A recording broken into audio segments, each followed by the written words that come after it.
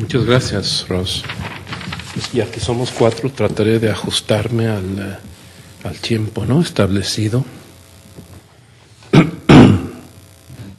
Publicada por primera vez en 1917 en la colección El Convivio de San José de Costa Rica, dirigida por su amigo Joaquín García Monge, la visión de Anáhuac lleva como parte integral de su título la fecha de 1519, año del primer encuentro entre Cortés y Moctezuma, año también de la primera de las cartas de relación, la llamada Carta de Veracruz. Todas las ediciones del texto de Reyes llevan al final la indicación del lugar y la fecha de composición, Madrid 1915. Así se establece una imagen especular entre el primero y el último de los renglones del texto, una fecha reversible o fecha palimpsesto que enlaza pasado y presente, México y Madrid, en un doble espejismo. Este juego de simetría invertida es el primer ejemplo de una serie de oposiciones y reflejos bifrontes que atraviesan el texto, no solo la pareja formada por pasado y presente, sino también otras, América y Europa, naturaleza y cultura, contemplación y acción, las armas y las letras, unidad y heterogeneidad, creación y erudición, historia documental y recreación imaginativa, poesía y prosa, originalidad y traducción, autenticidad y falsificación. En las páginas siguientes me propongo mostrar primero cómo el origen mismo del texto dentro de la obra de Reyes explica, al menos parcialmente, la presencia de estas oposiciones binarias, que resultan, sin embargo, complementarias en el gran trabajo sintético de mediación que constituye la escritura y la reescritura de la visión de Anáhuac. En segundo lugar, aunque esto queda muy reducido el día de hoy, analizo algunos rasgos importantes de cada una de las 4 partes del texto. Regresemos a la cuestión de la cronología y la composición para ver cómo esa fecha moderna, 1915, más que una indicación precisa de un dato objetivo, forma parte de la construcción de la obra. En el capítulo correspondiente a la historia documental de mis libros, así como en las notas textuales a los 2 primeros tomos de sus obras completas, el mismo Reyes señaló que la visión incorpora, y lo cito, corregidos algunos pasajes iniciales de la conferencia El paisaje en la poesía mexicana del siglo XIX, conferencia que es de 1911. Efectivamente, en la versión escrita de la conferencia se encuentra, por ejemplo, la primera formulación del famoso epígrafe de Reyes, no es de Humboldt, que encabeza la primera parte de la visión. La primera versión dice: caminante, has llegado a la región más transparente del aire. En la visión, caminante se cambia por viajero. Por una carta de Pedro Enrique Sureña a su amigo, sabemos que éste ya estaba trabajando sobre la visión desde 1913. Asimismo, hay un intento de publicar el texto ya en México que no prospera en 1913. Asimismo, por una carta a su editor, sabemos que Reyes le envía el manuscrito el 25 de octubre de 1916. Por lo tanto, es probable que no solo la génesis y hasta la escritura del texto hayan comenzado antes y bastante antes de 1915, sino también que la redacción y corrección hayan seguido aún después de esa fecha. Ya en el exilio parisino y madrileño, Reyes comunica en cartas su estado de ánimo, dominado por la soledad, la melancolía y la nostalgia. Todo bajo la sombra del padre asesinado en la decena trágica. Al llegar a España, en 1914, se acentúa el problema de la pobreza y durante este tiempo el joven sigue trabajando en un proyecto que nunca culminará, el de un estudio antológico sobre el paisaje en la poesía mexicana. Es decir, decide ampliar la conferencia de 1911 hasta convertirla en un libro antológico con un estudio sobre la poesía descriptiva del paisaje mexicano. Mi hipótesis, creo que hay datos suficientes, es que lo que empezó por ser un trabajo erudito se transformó poco a poco en un texto de creación.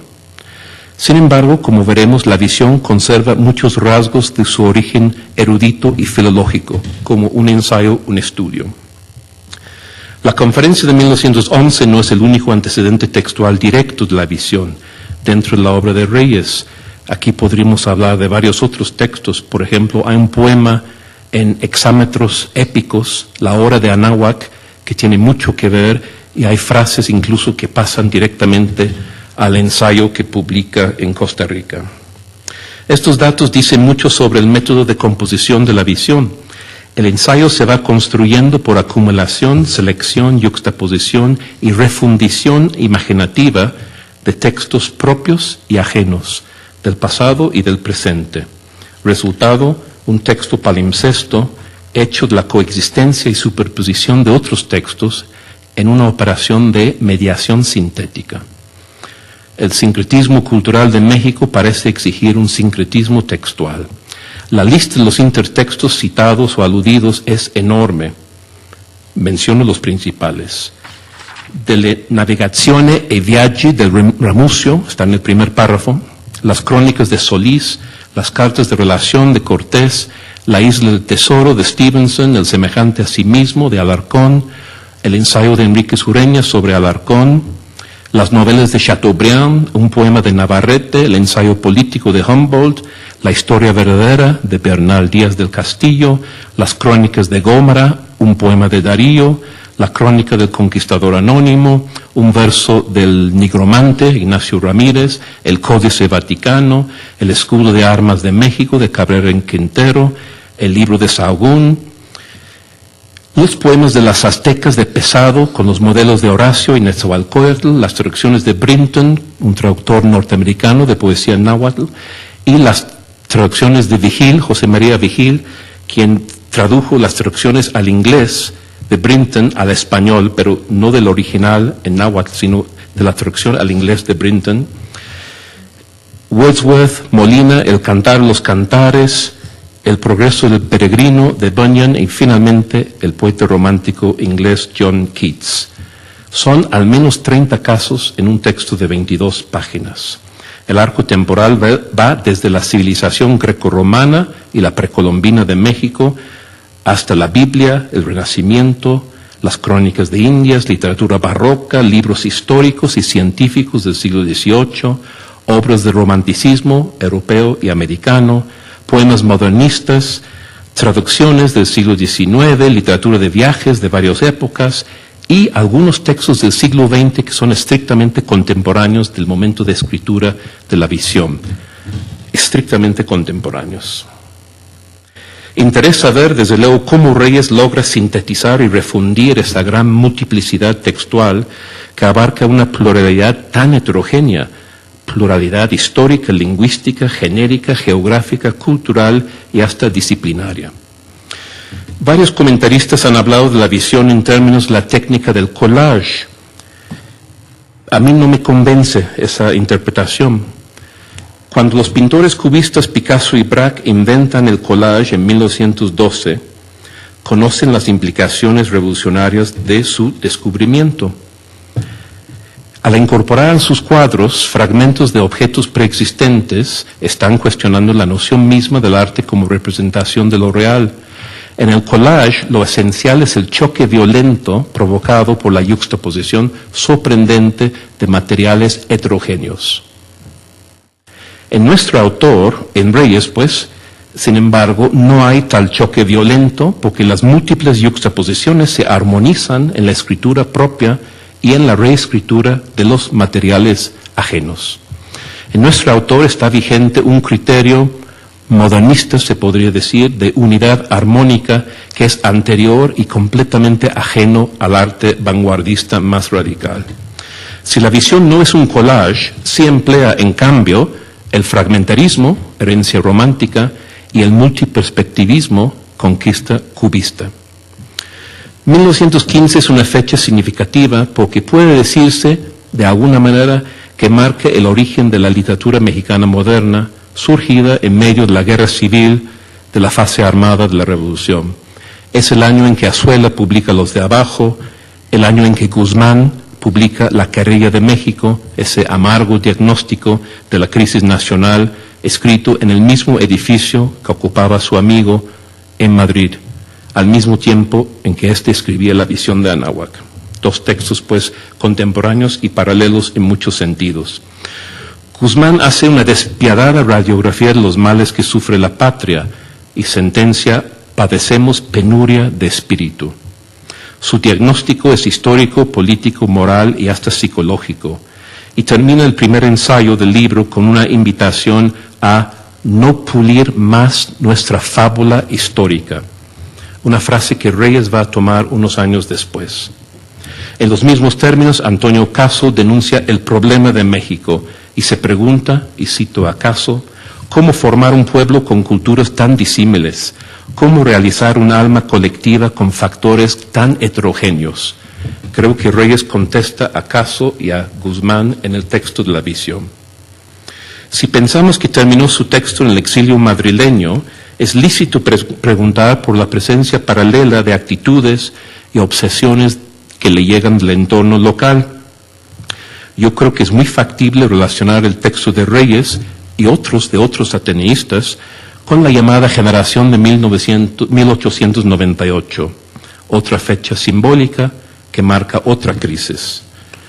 1898 es para los españoles lo que 1913 o 1915 es para los ateneístas. La introspección nacional es desatada por una crisis colectiva y la reflexión sobre el alma nacional desemboca en un diagnóstico que inserta lo estético en un ámbito histórico, ético, político y psicológico, el ámbito de la decadencia. La visión concentra muchos de los rasgos ideológicos y hasta formales de los escritos de la generación del 98. Entre ellos, creo que son tal vez los más importantes para Reyes, la escritura fragmentaria que produce textos genéricamente indeterminados, la oposición que Unamuno estableció entre historia e intrahistoria y la visión estética, ética, histórica, social y política del paisaje en la meseta central elaborado por Antonio Machado en Campos de Castilla, 1912. El paisaje como depositario eterno de la unidad del espíritu nacional, una unidad fracturada en Machado y en Reyes también por aquel doble espejismo, la frase es una cita de Machado, que Machado identificó como el problema epistemológico central de su época. Es curioso, es una frase que tiene su relevancia para la visión de Anáhuac también. No hablo más de la generación del 98, aunque se podría establecer una cantidad muy grande de paralelismos, por ejemplo, con la escritura de Azorín, amigo íntimo de Reyes en Madrid, al que frecuenta muchísimo en esos años. En carta de 1914, Reyes le informa a Guzmán que está ampliando la conferencia sobre el paisaje, dándole carácter antológico para convertirla, dice, en un libro sobre la poesía descriptiva de México. Y enseguida dice que el exilio le ha hecho pensar un poco en México, el de los tristes destinos. Y le anuncia su intención de escribir en ese mismo momento una historia de la idea nacional en México. Hasta ahí Guzmán. En otra carta posterior, dirigida esta vez a Antonio Medisbolio, Reyes expone todo un programa de escritura y reflexión. Cito la primera parte de la carta, es bastante conocida, la carta de 1922. Yo sueño, le decía yo a usted, dice Reyes, en emprender una serie de ensayos que habían de desarrollarse bajo esta divisa, en busca del alma nacional. La visión de Anáhuac puede considerarse como el primer capítulo de esta obra, en la que yo procuraría extraer e interpretar la moraleja de nuestra terrible fábula histórica. La misma frase que Guzmán había empleado en La Querella de México, solo que en el texto de Reyes es muy interesante, le da una connotación positiva que no tiene en el ensayo de Guzmán. La primera parte de la visión, dividida a su vez en 5 bloques interiores, explora el tema del descubrimiento del Nuevo Mundo, la descripción de la naturaleza y el paisaje de Anáhuac, la descripción de la desecación de los lagos, la comparación entre el viejo y el nuevo mundo y por último la llegada de Cortés y sus hombres a la ciudad en medio de la laguna. Al final del primer bloque se introduce el tema del segundo, y este recurso se va a repetir en todo el texto. Cada fragmento interior de cada parte está entrelazado con las demás secuencias para subrayar la unidad total del conjunto. Es decir, hay fragmentarismo, pero gran unidad de los fragmentos entre sí. El primer párrafo del segundo fragmento, por ejemplo, que yo creo que es muy llamativo, es un fragmento magistral. Si se pudiera desligar del texto total, sería un poema en prosa, sin duda. Voy a leer el fragmento. La mazorca de Ceres y el plátano paradisiaco, las pulpas frutales llenas de una miel desconocida, pero sobre todo las plantas típicas, la biznaga mexicana, imagen del tímido puercoespín, el maguey del cual se nos dice que sorbe sus jugos a la roca, el maguey que se abre a flor de tierra lanzando a los aires su plumero, los órganos paralelos unidos como las cañas de la flauta y útiles para señalar la linde, los discos del nopal, semejanza del candelabro, conjugados en una superposición necesaria, grata a los ojos, todo ello nos aparece como una flora emblemática, y todo como concebido para blasonar un escudo. En los agudos contornos de la estampa, fruto y hoja, tallo y raíz son caras abstractas, sin color que turbe su nitidez. Eso es el fragmento. La descripción, bella, eficaz, plástica, establece constantes paralelismos entre lo conocido, lo europeo, y lo desconocido, lo americano. El maíz, invención mesoamericana, se presenta en términos de la mitología romana, mazorca de Ceres, una imagen muy llamativa, ¿no? Mientras el humilde nopal se compara con el suntuoso candelabro. El efecto total conforma la flora emblemática tan común en los blasones y escudos de la aristocracia europea, pero presente también en otra estilización en los códices mesoamericanos.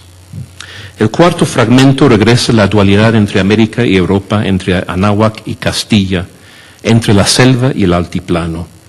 En la primera oración tenemos otra imagen doble. Yo creo que en el texto hay varias de esas imágenes reversibles, como la fecha, o las dos fechas reversibles. Una imagen doble que es la siguiente.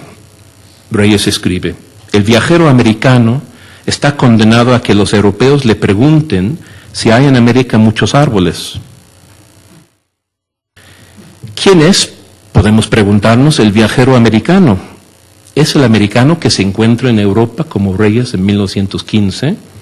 ¿O más bien es el europeo que regresa de sus viajes americanos, como Humboldt, por ejemplo?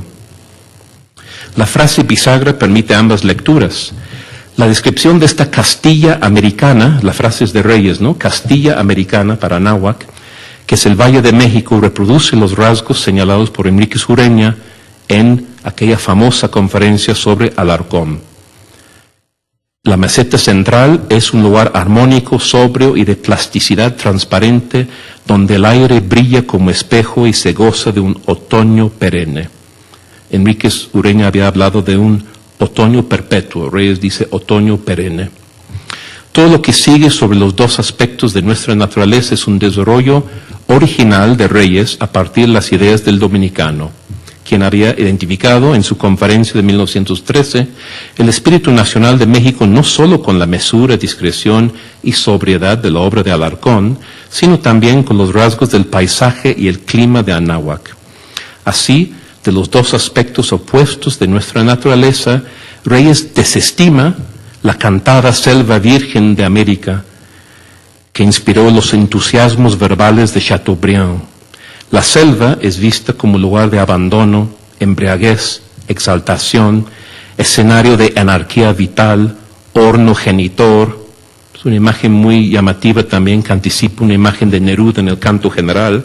Creo que la fuente de Neruda tal vez está en ese texto de Reyes. Horno genitor que solo produce energía instintiva, sombra engañadora, confusión bochornosa y letargo soporífico. Como en varios escritos de Enríquez Ureña, la selva se equipara con la pereza, el descuido y la abundancia irracional del código cultural del romanticismo. En el fondo, más que hablar de la selva, Reyes está hablando del romanticismo americano y europeo. Frente al estereotipo romántico de la naturaleza salvaje, Reyes opone lo nuestro, lo de Anáhuac, como cosa mejor y más tónica, como si fuera la cura de una enfermedad. Y aquí nos ofrece una autodescripción que es al mismo tiempo una celebración del código cultural del clasicismo, en oposición al romanticismo de la pereza. El código cultural del clasicismo con sus valores principales encarnados en la percepción visual del paisaje de las alturas, claridad, nitidez, orden, armonía, transparencia reverberante y purificación, que es una palabra importante en Reyes porque remite a la doctrina aristotélica, ¿no?, de la catarsis que él había tratado en su primer libro de ensayos, Cuestiones Estéticas, la purificación por el terror y por el miedo, hablando del teatro griego, ¿no? Cito a Reyes de la visión. La visión más propia de nuestra naturaleza está en las regiones de la mesa central.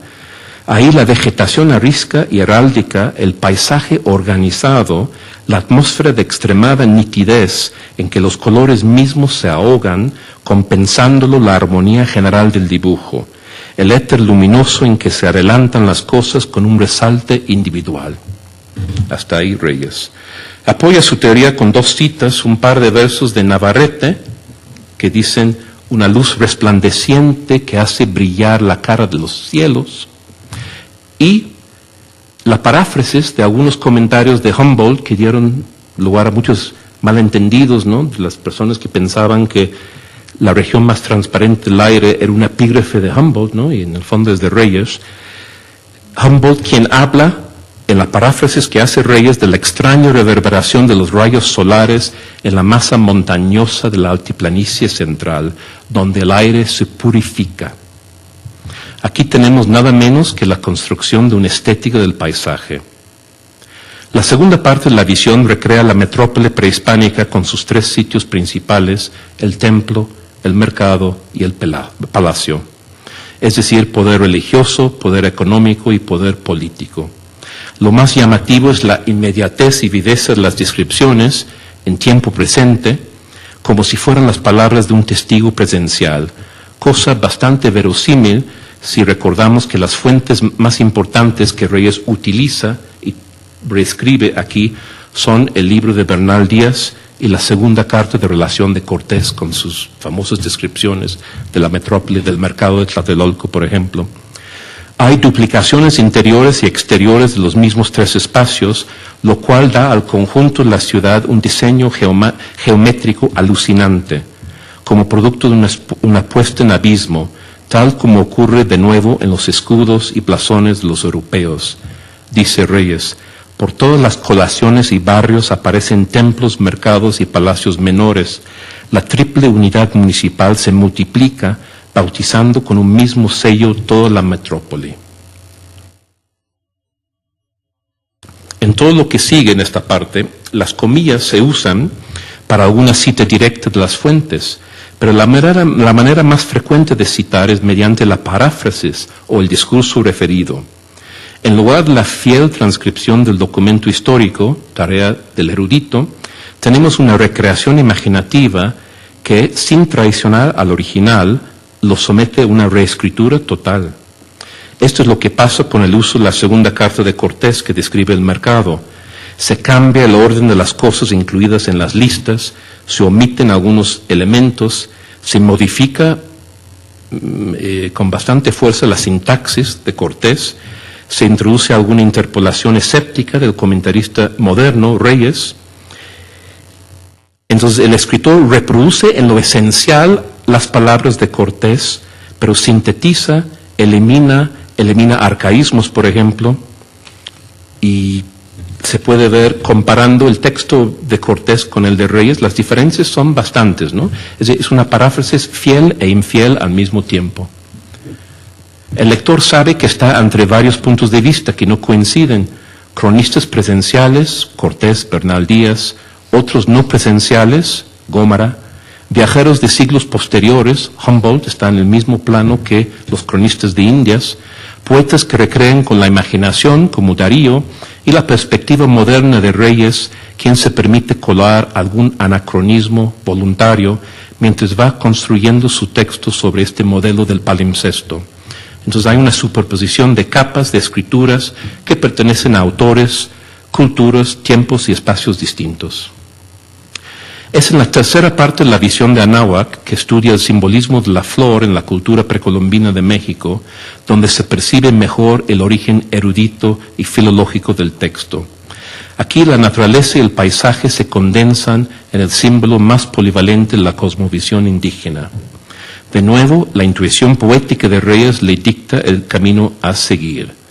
Es, sin embargo, tal vez la parte más problemática de la visión.